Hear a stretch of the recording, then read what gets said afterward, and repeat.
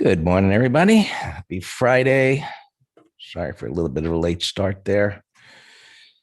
Okay, markets are up a little bit, and they had their bounce yesterday, and you can see here, and what I'm showing on the S&Ps. This is where the heavy lifting starts, and so markets came out of the blocks, yesterday, strong, pushed up, and started the grind. And as they typically do, they're going to, once they clear some resistance, which they were initially at when we did the pre-market yesterday, and they got through that, there was nothing to stop them. And so they took off. And then as they get closer to, what's to the left there, things slow down. And so now we'll see to go sideways, absorb supply, transfer supply. It's a concept that refers to bullish price action when the void is closed. As prices push up to that area, one of a few things have to happen. It's going to go through it like it's not there, which typically isn't the case. It goes sideways, and sellers come into that stock or that market, whatever it is, and things chop along, and it begins to form a pattern that begins to tell us that, buyers aren't running away. So we see the beginnings of that here this morning as it pushed up to that area when, this little red bar wasn't much of anything, of course, it was a red bar, but there was a whole bunch of green ones, and it didn't follow through. And as it went back up, it formed a pivot low. And now you can see the dip here. This is where it starts to become a little more, okay, what's really going to happen here? Buyers stepped up on that dip toward the pivot low. And so, those of you that are becoming familiar with MasterTrader, pivot lows, a bar with three higher lows to the left and right. So that has created a resistance area in the time frame that you're looking at. So in an uptrend, if prices dip down to that, theoretically, buyers are going to step up again in an uptrend because they've got a reference point to the left. And you see this exactly what happened on the 5-minute chart, even though it came down on the 5, and that is a big red bar. So sellers hit the market and buyers backed away until they felt comfortable at the pivot low and drove it right back up again. So now we're back to, in this time frame, what's it going to do? Is it going to go through it? Is it going to go sideways and absorb the supply, or is it going to roll back over again? So until these time frames, right, for intraday traders start to come into alignment, it's going to be more difficult, because buyers aren't necessarily giving up, right? They're not like here where it was like, okay, blast off. This is easy money, where this is not going to be so easy anymore, but I still think it's going to go higher. And so maybe it will, maybe it won't, but you can see where that's all at. It is at the top of the big red bar. So this morning, I think is going to be let's feel it out and see what it does. And that may just last all damn day, which could lead to a boring day. And of course, buyers give it up and it rolls back over. And so if that does occur, this kind of grind up kind of leaves us like, okay, where might it stop? It's not so clear. There's a big pivot low down here. Well, we may have wait, and so we don't want, Joe, we don't want to get caught in the proverbial, frog in the blender pattern here as buyers and sellers try and figure out, can we go higher up to the 20? What's his subjective, what's actually up there, right? 4160-ish, it's the top of the range. So sure, maybe that's certainly within the realm of possibilities. So as McGraw is saying, you guys on YouTube know that a lot of options expire today, a lot of puts, which in theory should add fuel to the upside. All right, so let's see what actually happens there. So I'm gonna side note there, as those in YouTube and those new to the room, we'll be doing a MT Live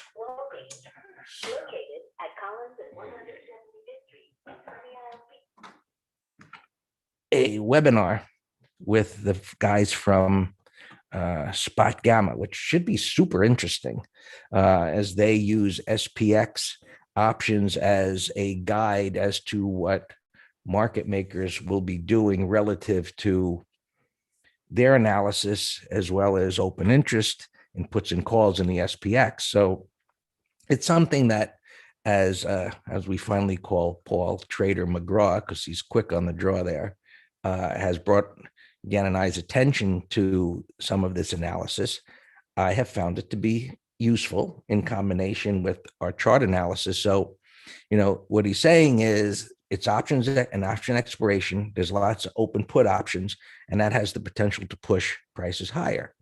Now, from a master trader point of view, when someone says something like that to me, not specifically, related to that, and someone says, "Oh, I think prices will go higher." Well, higher to where? Where are they going to go? Because now I have to measure my reward to risk. Just telling me that they have the potential to go higher is a useful piece of information based on the Spot Gamma analysis. But I can see what's to the left here. And I know from decades of being in the market, intraday after a move like this, it may not be so easy to get through that. So I'm going to be very interested to see if this is a situation that can actually fuel that to happen. And so if the the move is to the top of the pivots, not that impressed, but charts. If there was nothing to the left, well, now I'm really, really interested because there's a price void. That's really in alignment with what we do here at Master Trader. Now, if it pops up there, right, here's something, so you got one piece of information that supports the theoretical that prices could push up because of the position market makers are in.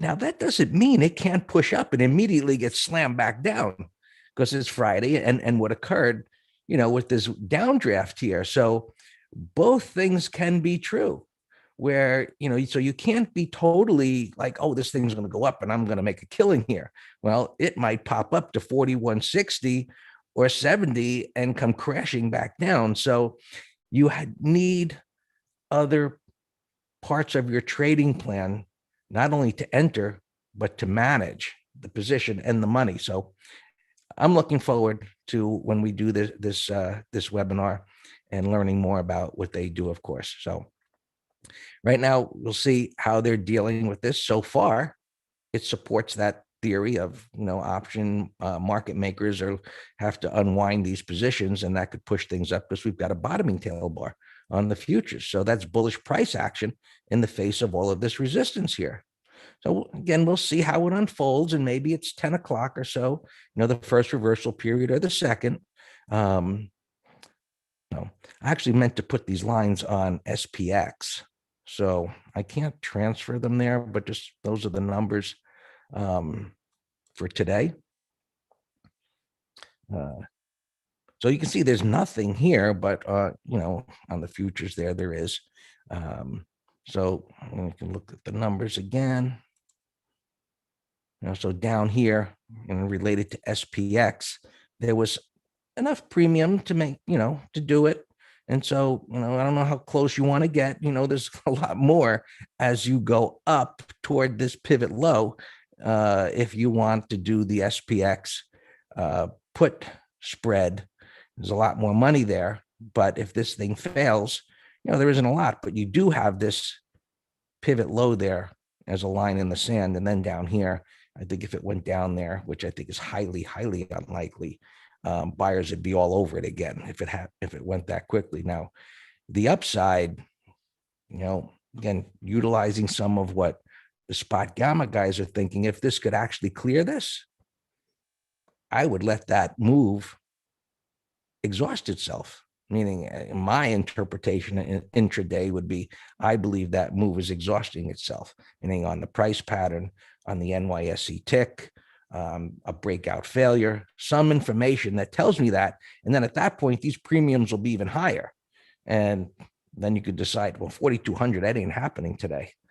So there's no premium there, but that, you'll see if it goes up. So these things are, a moving instrument that we can take this information and, bring it into what's happening in the moment.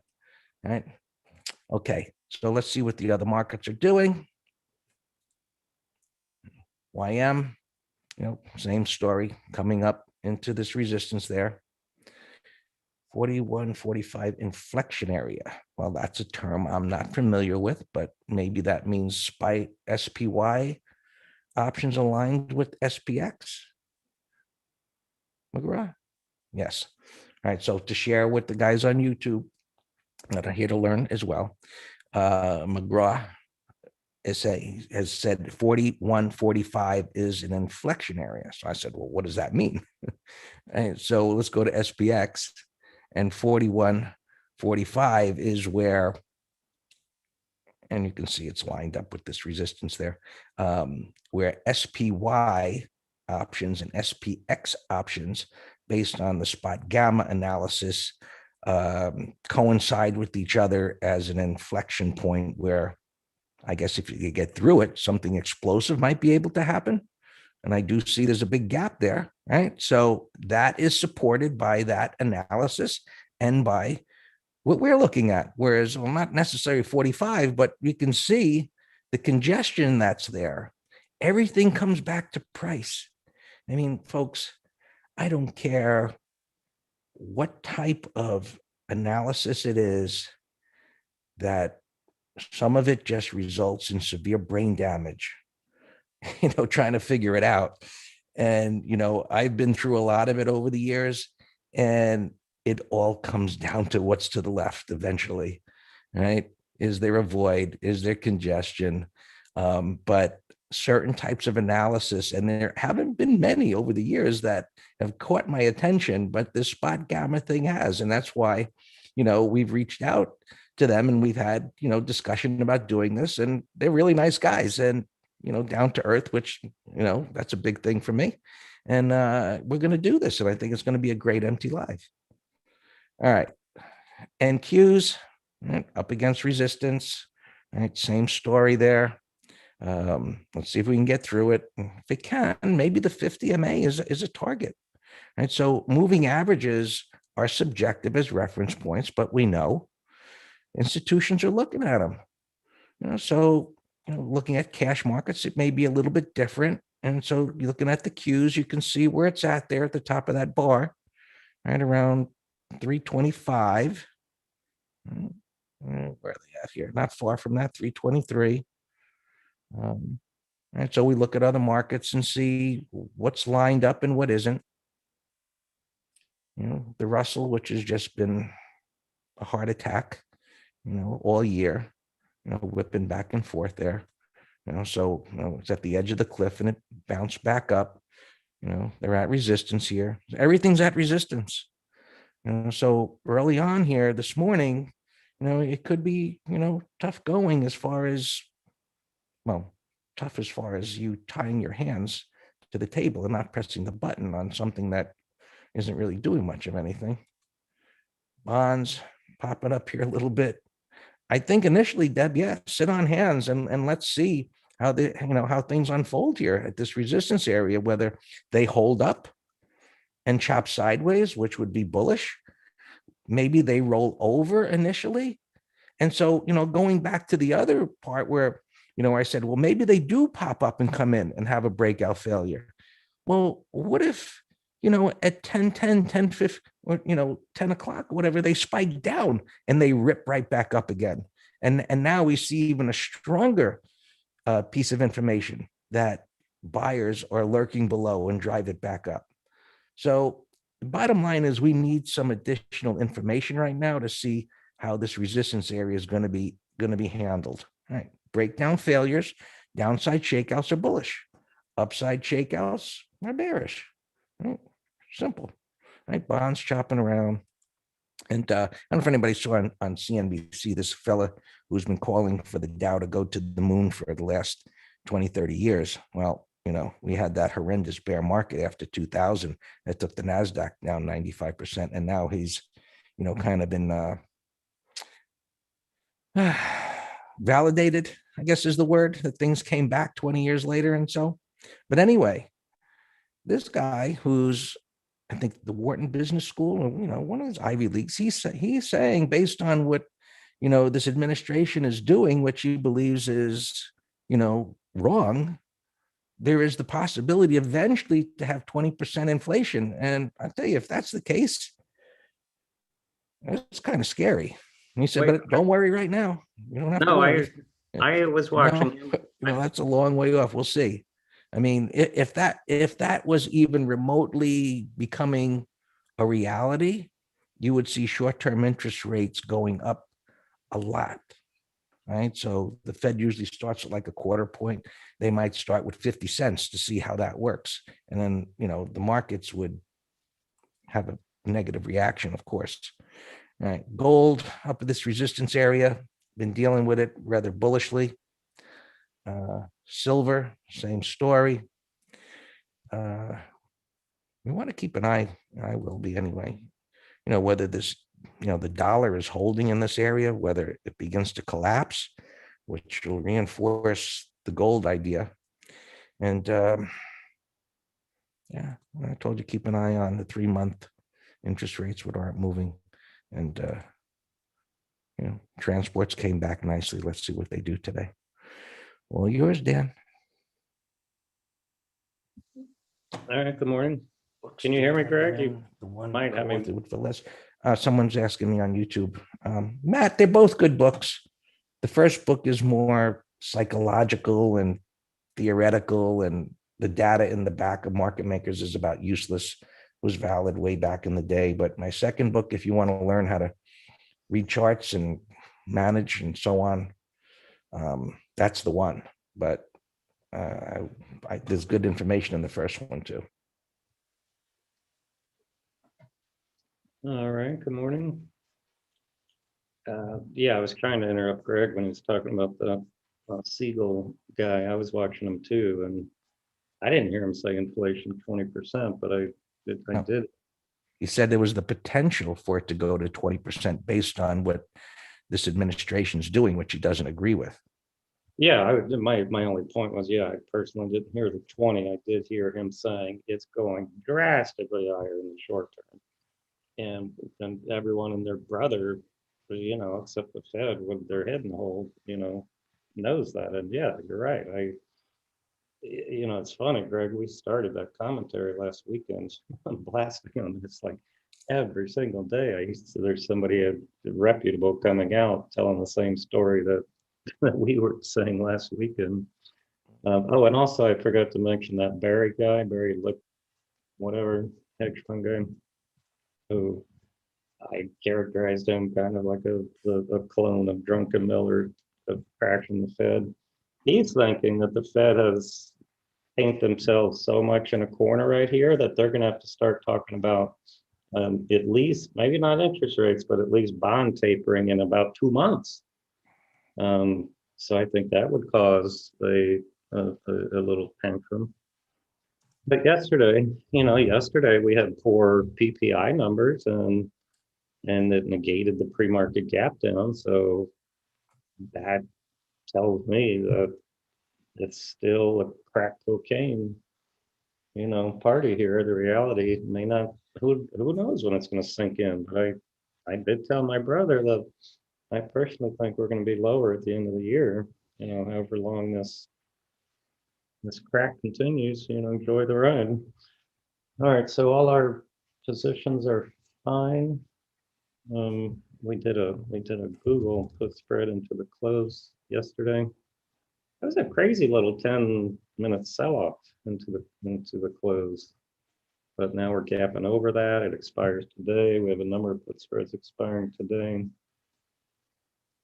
So if you have any questions on opens, I posted a few here. Well, let me just post it again. I posted kind of a big watch list of zero DTE put spreads. There's my list again. So spiders is one, coin right here, gapping up on earnings, plug. Well, Telechart showed it yesterday, Austin. And if it's historical, it should be pretty darn easy to verify. Ah, gotcha. So yeah, okay, shoot, then if somebody can help me with that, because I posted this as a long, it's a nice gap over a 1, 2, 3. Okay, so I gotta let me post that to Telegram real quick then.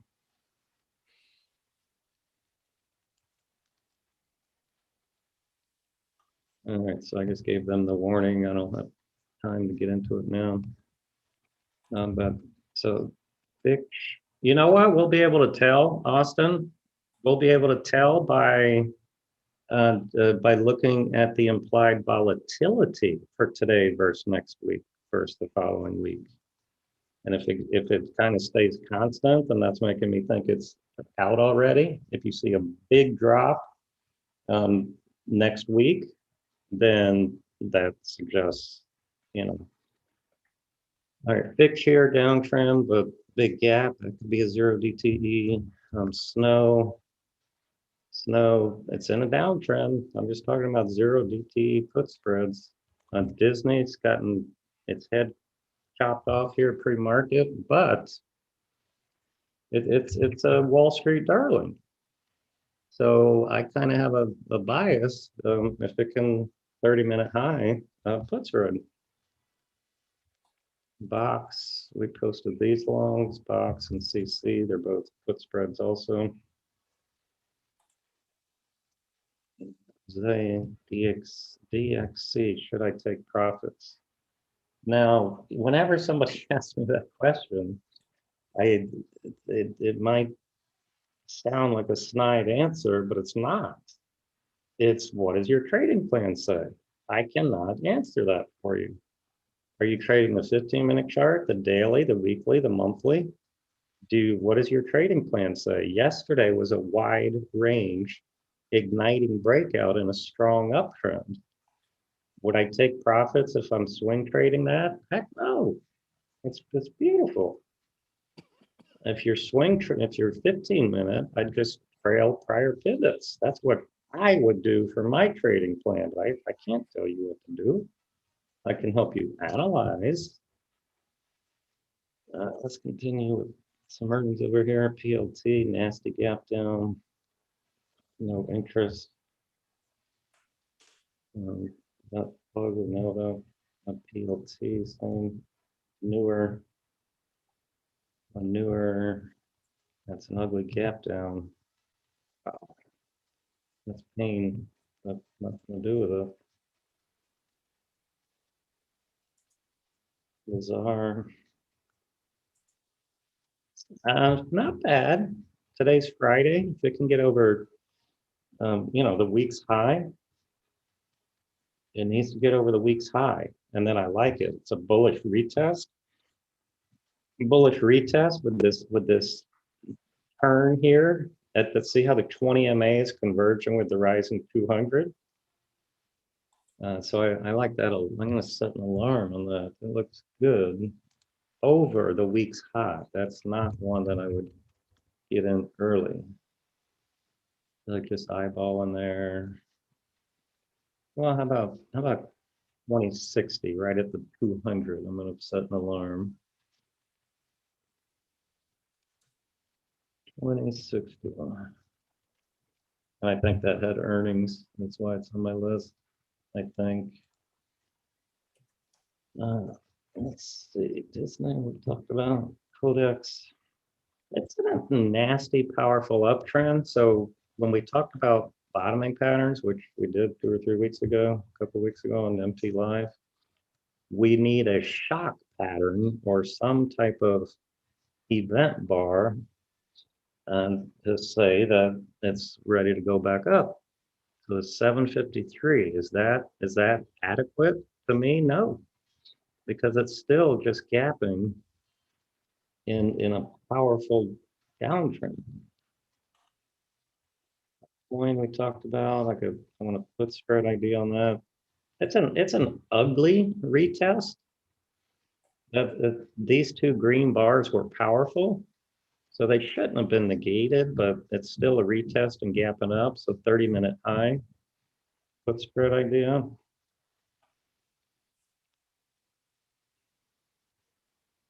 Jose's, Jose was the one asking about DXC, and here's what he just typed. But Jose, what you just said to me there, uh, doesn't really change every word I said already.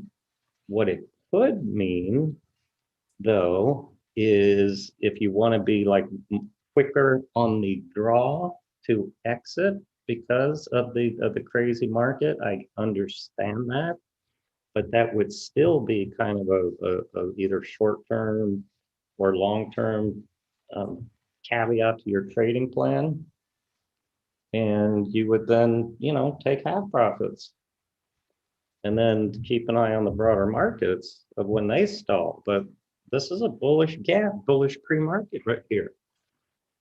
So if we, we generally like waiting at the open, but remember yesterday at 9:32, I said I was fully bullish for the morning. It's not even 9:31 yet, so it's a little too early for me to be as confident, particularly after yesterday's big move and that resistance. But so far, it's now it's 9:31.